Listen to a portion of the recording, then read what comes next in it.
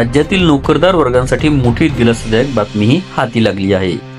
आगामी महानगरपालिका निवडणुकांच्या पार्श्वभूमीवर राज्य सरकारने एक मोठा निर्णय घेतला आहे.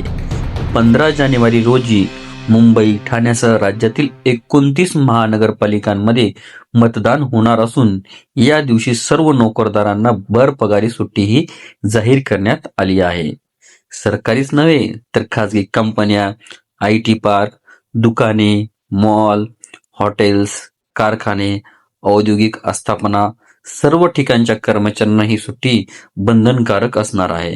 विशेष बाब म्हणजे जर एखादा कर्मचारी कामासाठी दुसऱ्या शहरात असला पण त्याचं नाव मतदान क्षेत्रात असेल तर तरीही त्याला भरपगारी सुट्टी ही द्यावीच लागणार आहे. जिथे पूर्ण दिवस सुट्टी शक्य नसेल तिथे किमान 2 ते 3 तासाची मतदान सवलत देणे अनिवार्य करण्यात आले आहे.